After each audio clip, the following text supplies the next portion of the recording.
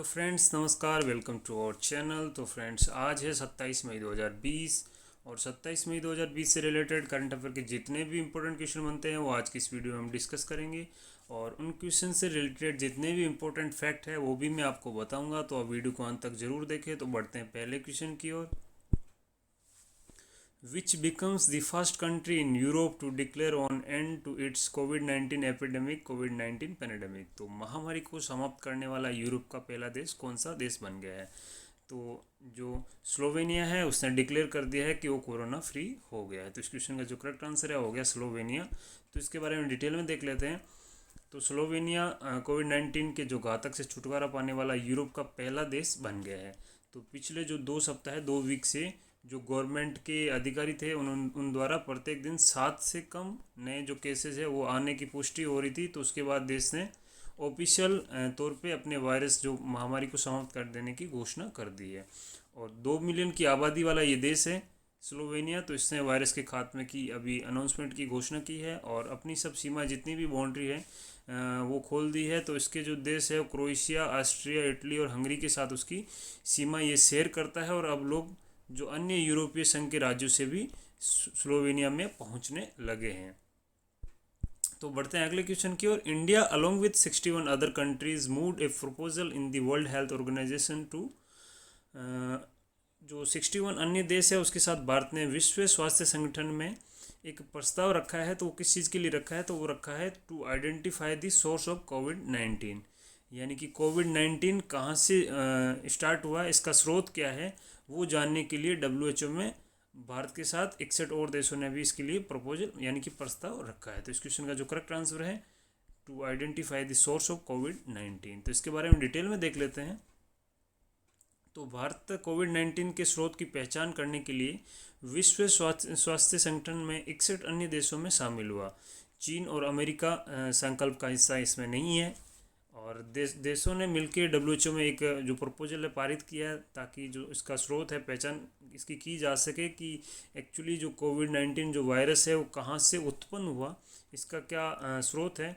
तो जो संयुक्त राष्ट्र सुरक्षा परिषद के केवल 3 स्थायी सदस्यों ने ही इसका समर्थन किया। तो वो कौन कौन से देश है? रूस, फ्रांस और UK ने इसके प्रस्ताव का समर्थन किया है। और संकल्प का समर्थन करने वाले जो अन्य मुख्य देश है वो है दक्षिणी कोरिया, जापान, ऑस्ट्रेलिया, दक्षिण अफ्रीका, भारत, न्यूजीलैंड इसमें शामिल है। और जो सार्क देश है उसमें से केवल भारत, भूटान और बांग्लादेश ने संकल्प पर हस्ताक्षर किए हैं, जबकि श्रीलंका, पाकिस्तान, नेपाल और मालदीव और अफगानिस्तान जैसे अन्य देशों ने इस प्रस्ताव पर हस्ताक्षर नहीं किए। तो सार्क देश में कौन कौन से देश शामिल है? भारत, भूटान, बांग्लादेश, श्रीलंका, पाकिस्तान, नेपाल, मालदीव और अफगानिस्तान। तो इसमें से सिर्फ 3 देशों ने इसका समर्थन किया है और बाकी के जो 5 देश है उन्होंने इनका समर्थन नहीं किया है। तो बढ़ते हैं अगले क्वेश्चन की ओर। Name the mobile application developed by National Testing Agency which will help the candidates to take mock test for exam such as JEE mains, NEET et cetera. तो राष्ट्रीय परीक्षण एजेंसी द्वारा विकसित मोबाइल एप्लीकेशन का नाम बताइए जो उम्मीदवारों को JEE मेंस और नीट आदि जैसे परीक्षाओं के लिए मॉक टेस्ट लेने में मदद करेगा। तो ये जो एप्लीकेशन है ये है नेशनल टेस्ट अभ्यास। तो इस क्वेश्चन का जो करेक्ट आंसर है वो है नेशनल टेस्ट अभ्यास। तो इसके बारे में डिटेल में देख लेते हैं। तो मंत्रालय के मानव संसाधन विकास ने हाल ही में एक नया मोबाइल एप्लीकेशन लॉन्च किया जिसका नाम है नेशनल टेस्ट अभ्यास। और आवेदन का उद्देश्य उम्मीदवारों को अपने घरों से उच्च गुणवत्ता वाले मॉक टेस्ट लेने में मदद करना है। ये वर्तमान में एंड्रॉयड और iOS संस्करणों में उपलब्ध है, यानी कि एंड्रॉयड और जो एप्पल का प्लेटफॉर्म है उस पर ये मिल जाएगा प्ले स्टोर पे। आवेदन का जो मुख्य उद्देश्य है वो शिक्षण संस्थाओं को बंद करने के दौरान छात्रों की मदद करना है। तो फ्रेंड्स, इसी तरह से आप करंट अफेयर की वीडियो डेली मॉर्निंग में 6 o'clock पाना चाहते हो तो आप चैनल को सब्सक्राइब करें, उसके पास बने बेल आइकन को प्रेस करें ताकि आपको डेली नोटिफिकेशन मिल जाए। तो बढ़ते हैं अगले क्वेश्चन की ओर। Recently which of the following institutions has developed a low cost device to detect the presence of melamine in milk and dairy products.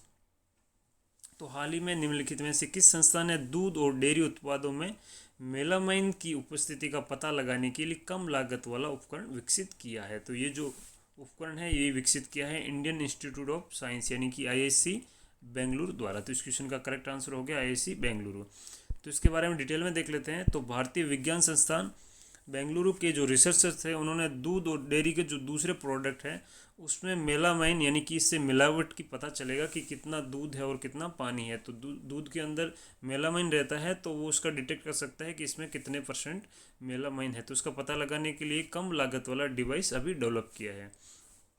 और वर्तमान में जो मेलामाइन की उपस्थिति का पता लगाने के लिए जो उपयोग किया जाने वाला तकनीकी है वो बहुत टाइम लेने वाली है और आमतौर पे महंगे उपकरण है। और इसके लिए जो स्किल्ड कर्मचारी चाहिए, यानी कि इसको कोई नॉर्मल आदमी नहीं यूज़ कर सकता। उसके लिए जो स्किल्ड प्रशिक्षित कर्मी इसके लिए आवश्यकता होती है उसकी। और जो नया विकसित ये फ्लोरामीटर डिवाइस है तो इसकी मदद से शोधकर्ता पानी और दूध में मेलामाइन की 0.1 भाग प्रति मिलियन का पता लगाने में सक्षम थे। तो जो पहले था वो 1 ppm जो स्वीकार्य सीमा से बहुत कम था, सिर्फ उतना ही डिटेक्ट कर पाते थे। लेकिन अभी 0.01 यानी कि उसके 10th पार्ट भी ये पता लगा सकते हैं। और पता लगाने में भी सिर्फ टाइम लगता है इसमें 4 मिनट का। तो ये लो कॉस्ट डिवाइस इन्होंने भारतीय विज्ञान संस्थान IISc बेंगलुरु द्वारा विकसित किया गया है।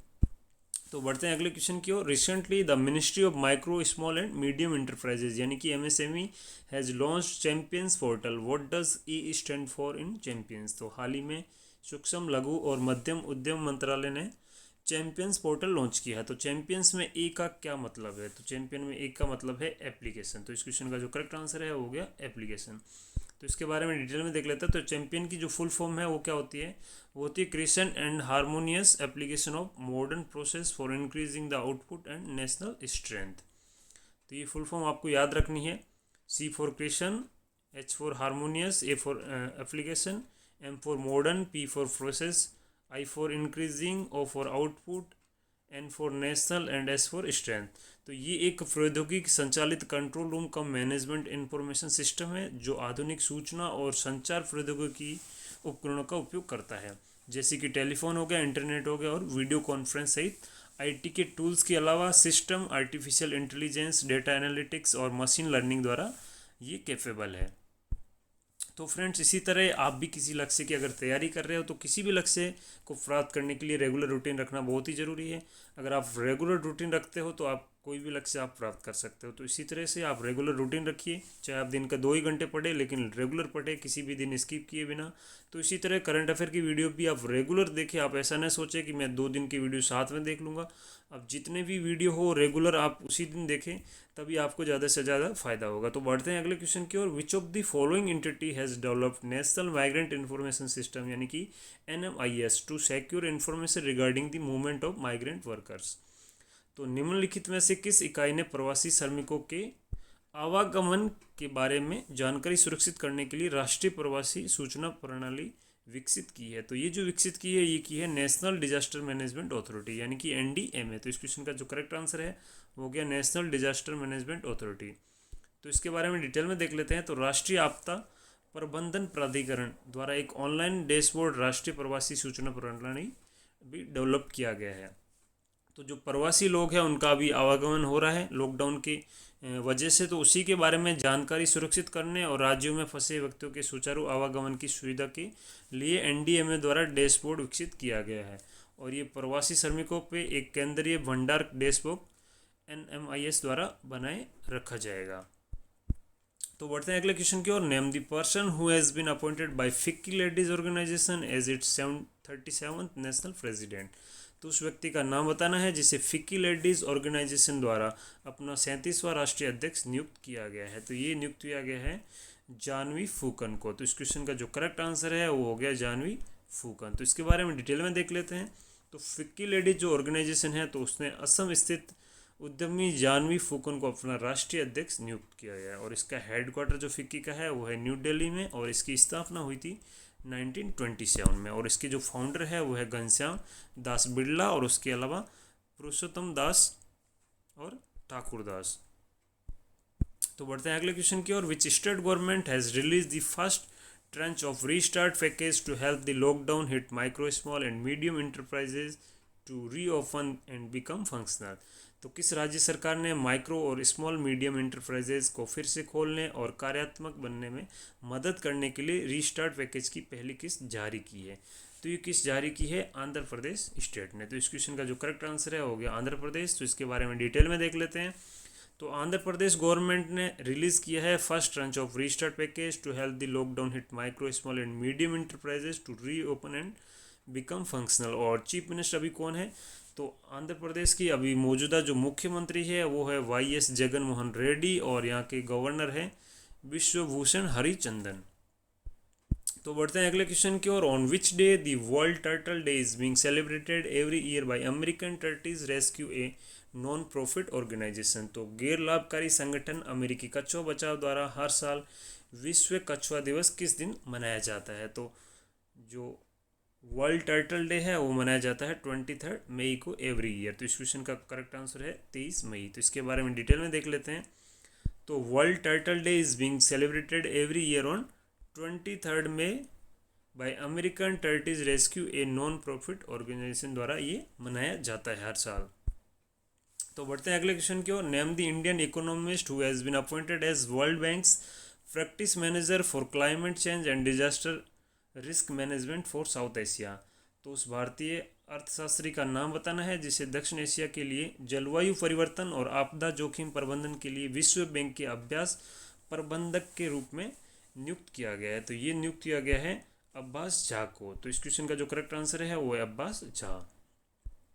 तो इसके बारे में डिटेल में देख लेते हैं। तो भारतीय अर्थशास्त्री है अब्बास झा, तो उसको दक्षिण एशिया के लिए जलवायु परिवर्तन और आपदा जोखिम प्रबंधन के लिए विश्व बैंक के अभ्यास प्रबंधक के रूप में नियुक्त किया गया है।